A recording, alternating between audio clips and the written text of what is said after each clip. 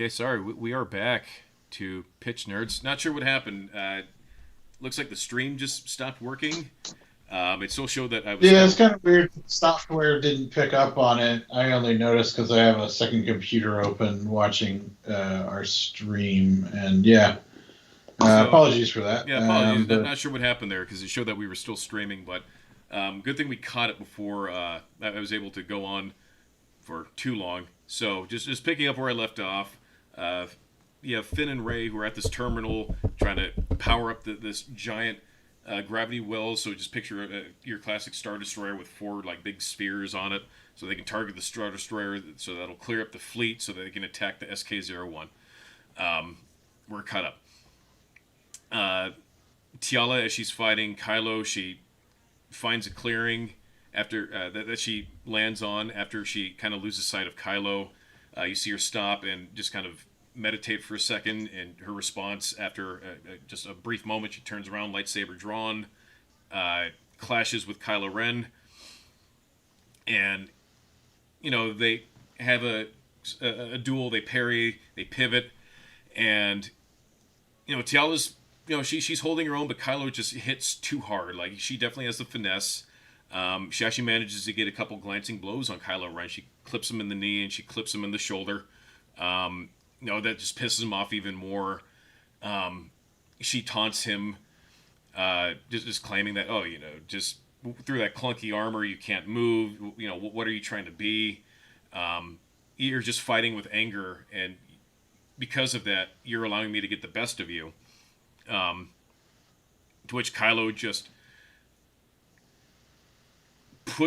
does a like the force like grab that he did earlier with Ray, and you have Tiala immobilized. He pulls her forward and just kind of like sucker punches her, so she gets knocked down. She recovers, grabs her lightsaber, and as she goes to block Kylo Ren, he just hits so hard that he just knocks her down. He flourishes with his lightsaber, manages to cut off Tiala's ear and her Padawan braid. Um, it falls on the ground, and he looks at her and says, "You are no Jedi. You are just a child who is trying to pretend to be something that should have died off, remained dead years ago. The Jedi do not bring order." Um, the Tiala, she gets up and she looks at Kylo Ren. She's hurt, and she says, "And you are no Sith." And she takes her lightsaber and she stabs him like through the chest area. And as she does that, Kylo Ren does the fatal cut, slicing her down. She loses her light. She retracts her lightsaber. She falls back, and we see Tiala fall. To which Kylo kind of looks down at her. She's not a Jedi. She doesn't float away. She's just there. Um, Takes her lightsaber and turns his. she's my favorite character. I know. Um, as her body falls, we cut to Finn and Ray, who sense what had happened. Um, so they don't speak, but they kind of look towards each other like, oh man, just something doesn't feel right. Um, Yeah, they lost their big gun. yep. So Ray kind of just relaxes a little bit. She manages to get the coordinates down. We see the gravity emitters go up, and they actually smack the Star Destroyer, disables it temporarily while our main Rebel fleet approaches SK-01. We have your typical, I would say, Death Star-esque type battle. Yeah, Poe leading the way. They're still under fire from fighter squadron, so you have your TIE fighters. We lose some of Blue Squadron. Just rebels that, if you really want to know their backstory, you have to buy the comics, which will parallel the story. Um, Poe senses as he's flying that something is off. Just one of those kind of hanging shots where he should be happy that the ship, the Star Destroyer, was disabled, but he kind of senses something is wrong in the universe. So I think he also senses that his former Padawan companion had possibly not made it. They managed to So they begin their attack on the SK-01. Um, Rey and Finn start running back to the ship, where we see a Kylo Ren, and he's just there, kind of looking at them and saying, "You need to come with me immediately. Both of you are skilled. I will teach you how to use that skill. And if you don't come with me, we will not stop until we hunt. We will hunt you down till the end of your days, or until you join us, because you are a powerful asset, and we cannot afford to have you become." Join the way of the Jedi, because they have brought nothing but disorder to the galaxy. You need to learn the ways of the Sith. Um, they and he pulls out the lightsaber, and he taunts Finn and Rey that, hey, just your friend didn't want to learn. Hopefully you won't make her mistake, to where you get Rey again channeling her anger again, does a force push on Kylo, just kind of out of nowhere, kind of sucker punches him with the force. Finn manages to grab Tiala's lightsaber. They jump in the Crimson Mist. They drive away, leaving Kylo standing there just with that broody shot. As they're leaving, Poe and his remaining squad manages to take out the thermal vents or whatever on the SK-01. They book it. Ship explodes. Job well done. Everybody makes the jump to light speed. They bounce out of there. We show really quick Kylo standing down on the planet. Little hologram of the Emperor appears, or not the Emperor. Snoke appears. Snoke. And Kylo Ren essentially says, I'm sorry, I failed." To which Snoke replies, "No, all is going according to plans. Return with the Savant back to Exegol, where we are going to begin our next phase of our attack." So kind of leave it on that ominous note. We don't see Captain Phasma yet. We go back to the fleet returning to their planet. Everybody's celebrating. We don't get the rewards ceremony from A New Hope. I think that'd be derivative to have two, but we do get a glimpse of Senator Leia Organa Solo, who was there with a happy, plucky Chewbacca. There's some dialogue between the two of them, just a basic recap, but we get the acknowledgement and blessing of a job well done from Leia Organa Solo. This is what if you did just throwing this out there? What if you did a funeral? So I'm getting to that. So okay, all right. Yeah. Sorry. So we do have a moment of mourning where we do acknowledge that Tiala had given her life to protect Rey and Finn, and they're going to uphold her wishes to go and find Luke Skywalker so they can learn how to harness the ways of the Force. We have that. See, in my mind, it's your movie, so obviously do what you want. In my mind, you bring her body back to Skywalker. Okay. And then they do that where they set her body on fire on the pyre. Okay. I didn't. So I dig it. I didn't go that route. The way I see it is, from their fight, the debris was coming down and they couldn't really get back to her body. So who knows? Maybe she's still alive. Oh, yuck. Who knows? Darth Maul survived evisceration. Who knows? So we get the group shot. Poe goes off with Leia Organa Solo and Rose Tika. And then we have a long wiping shot where you can tell some time has passed, and we see Rey and Finn kind of kneeling in a dark room, and you can't see much, but there's like a light pointed down at them, and as the camera kind of draws near, you see a lightsaber turn on from behind them, and it's a blue lightsaber, and you don't see the face, but you see a cloaked figure standing with their lightsaber just held up as a sign of respect, followed by another lightsaber over here, followed by another one, followed by another one. So you see different Jedi Knights, faces unseen, kind of presenting themselves to Finn and Rey, and we get the final lightsaber shot that turns on. We see the epic blue lightsaber. I'm sorry, the green lightsaber, and we get the reveal of Luke Skywalker, and we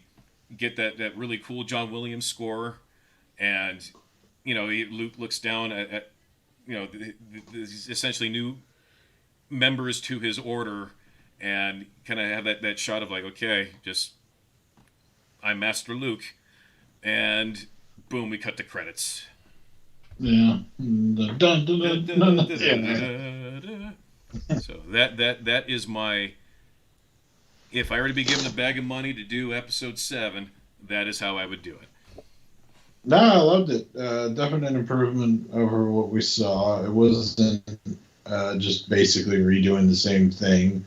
As I fell in love with your Padawan character, I think she was amazing. I've been sitting there trying to think, like, who would, I know, like, we're kind of stuck on WandaVision, so that might be it, but what about her? Like Wanda? Yeah, what's her name? Olsen? Elizabeth Olsen. Elizabeth Olsen, what? Yeah, what about her? I was actually thinking more of a. I was almost going to say, what's her name? The lady who played Nebula, but she's almost too old. Yeah. I want somebody with that presence, almost like how she played it in Avatar, just like a stoic warrior. Something like Zoe Saldana. That's it. Zoe Saldana, but maybe like younger. Got it. But I don't know. I guess the reason I was picturing kind of an Elizabeth Olsen was she felt small to me. Okay. And like petite, and I don't know, and young, and maybe even Elizabeth Olsen's a little bit too old for the role, but yeah. I would want fresh faces and like nobodies. Yeah, I know what you mean. Because that's what Lucas did with the originals. Star Wars has always been good because they hire unknowns, right. So you're not watching like if you want like take when they did Suicide Squad, right? You have Will Smith and Margot Robbie. I didn't see Harley Quinn and Deadshot. I saw Will Smith and Margot Robbie. Right. And so it's always separate from that way. Yeah, and it's always going to be that way. So that concludes my Star Wars pitch. I remembered it's Nam Ek, by the way. Nam Ek, okay. Yeah, that was the guy who was the big guy in the the Zod's big trooper guy, but that was driving me crazy. But yeah, no, I think your pitch was good. Don't really have anything negative to say. Followed the hero's journey pretty good. We even had the only thing that maybe you would want to kind of put in, but you even had this, is it's always good to have that character that represents the audience. Yeah. But I kind of felt that you used Finn for that role, and he worked. So right. Yeah. But see, I wanted to give everybody their moment, and I wanted to. True. Star Wars always had, to me, it had really good banter between friends, like banter between people. And I'm pretty sure a lot of that was improv, especially with Harrison Ford, where it's like, and it's with Carrie Fisher also, like, hey, get this walking carpet out of my way, like, just it felt organic. And yeah, just I heard that was I could be misremembering this, but wasn't there like a lady that Lucas was dating, and she kind of fixed a lot of it? Maybe. I often think the reason the movie's was because she's no longer on board or something like that. You know what's crazy that I heard? And you probably already knew this with everything you know with Star Wars, but I didn't. I saw this interview, and it was not Skywalker, sorry, Mark Hamill. talking to like Stanley and Kevin Smith, and it was on a show, and Mark Hamill mentioned that he was talking about how he wanted to do some lightsaber swings one-handed, Right. and apparently he was told that they're heavy and they're more like great swords, Oh. and that's why you use them two-handed. Right. And I never knew that, and I don't think they did a good job of Like simulating the weight. explaining that to the audience, because I never knew that. And if you watch the movie, you would never know that. You know what I mean? Right. They look light. I mean, they're even called lightsaber. I know Right. because it's not they're But, low in calories. So just But my favorite personal part of this story was when Tiala deflected the TIE fighter blast, and it yeah, just like she does it, but it just sends her flying. I wanted to have the moment where Kylo Ren just cut off her ear, also with the Padawan braid. So she did complete her journey. She did become a Jedi, but unfortunately. oh, I didn't pick up on that. That was good. Yeah. Yeah. So with a flourish, he cut off her ear in her braid in the same flourish, and he says, "Oh, you are no Jedi." To which he stands up and gets him in the forearm, or I'm sorry, in the pec, and says, "And you are no Sith." He's hurt. He looks like he manages to survive, but he was able to channel his rage and just get in that lucky, just overpowering shot, followed with the follow through. Mm-hmm. So yeah, that we've gone for 2 hours again. No, So- good job. Like I said, I think you did a fantastic job. If I had a bag of money, I'd give it to myself so I could make mine. But but you would watch mine. if I That's what did matters. do that, I would give it to you. All right. Actually, so yours feels more like kind of the main movie. I felt like mine was one of these side movies that they're doing. You know what I mean? But the side movies have also been fantastic. I liked Rogue So- One. Jennifer says she loved it. Why, thank you. We are hitting the 2 hour mark. I believe we should wrap it up. Mr. Frosty, Yeah. what So I wanted to say next week. I think we're going to plan to do Batman. Yes. It's going to be basically it'll be my pitch, and it'll be my take on what I would do for a Batman movie. I'm excited. I'm excited too. I'm still working on it. I got a lot of ideas, and I think I would just briefly discuss this. Batman out of any character, I think, is one of the hardest to do a movie on. Right. There has been good movies, but I don't know. I'll explain more next week. But yeah, we should probably wrap up. Did you have anything you wanted to add before we do our? Just don't 12? forget to like, comment, and subscribe. More things are going to be slowly coming out of my woodwork that I will begin cross-promoting on the show. But I've still got some work to go before we get to that point. Until then, thank you for watching. I'm your host, Cap, here with my co-host, Frosty. Frosty, what do you have for us today? What is our closing random comment of geekiness? All right, so yeah, I end with a random geeky nerdy quote every week. This one comes from Dennis the Peasant. Strange women lying in ponds distributing swords is no basis for a system of government. Supreme executive power derives from the mandate from the masses, not from some farcical aquatic ceremony. But that's it. Have a good night, everybody.